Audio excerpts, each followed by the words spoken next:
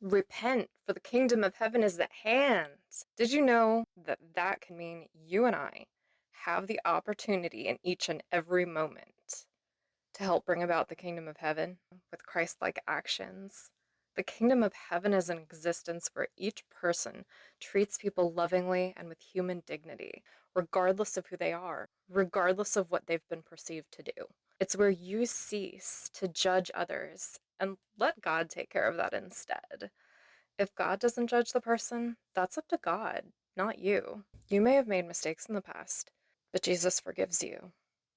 If you followed the wrong master for a while, you can absolutely make a different choice right now by choosing to follow the words of love, by behaving with kindness and acceptance toward those who aren't like you. That's what Jesus did. That's what he wanted us to do.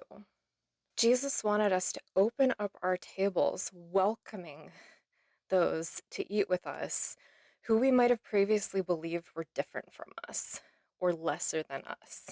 And we will find out that they are not lesser. That's how it works. We're all equal in the eyes of God.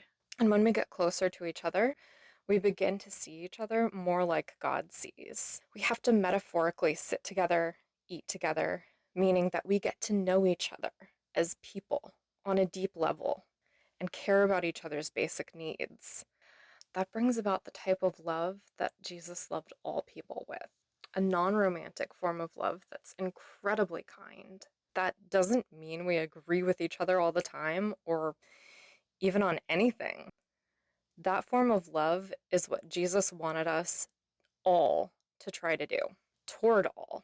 Did you know that sheep are able to distinguish between the voice of their shepherd and the voices of other shepherds or strangers? And they only follow their own shepherd's voice. And it's important that we do the same by only following what aligns with Jesus. Goats, however, will consume just about anything. They even eat trash and poisonous plants.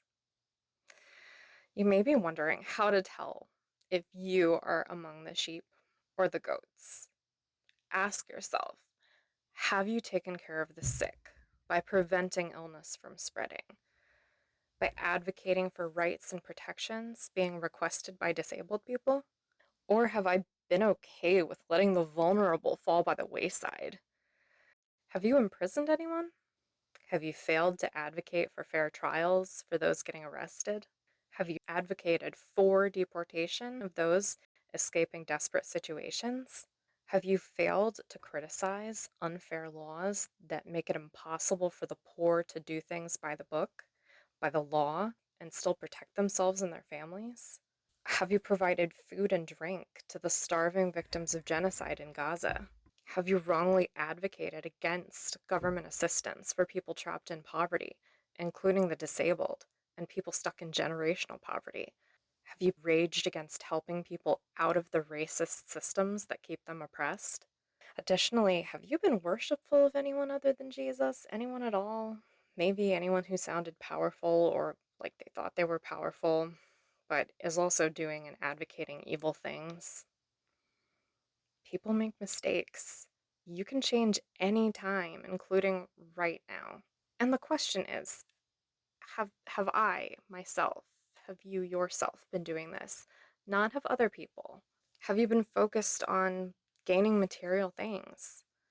You may need to refocus on the words of Jesus. Love the Lord with all your heart, mind, and strength, and love your neighbor as yourself. That's the greatest commandment, the one that Jesus said that we can't do without. And we could technically even chuck all the others and just keep that one. That commandment is the pearl of great price, the one that we must value above all else, because it connects us with Jesus, with God. Focus on behaving with the love that comes from God by treating everyone you exist on earth with that same love. Being one of Jesus' flock means following the Good Shepherd in an orderly way. Have you ever seen goats? They wreak havoc. They hop on cars, they strip the bark off trees, they jump all over everything, frequently causing damage wherever they go, if they aren't reined in. Sheep typically don't do that. They're more docile, And they follow the shepherd, their shepherd. And the shepherd knows the shepherd's responsibility for the sheep, and so guides them with care and good intentions, just like if we follow the words Jesus gave us to be generous, non judgmental, and loving toward each other.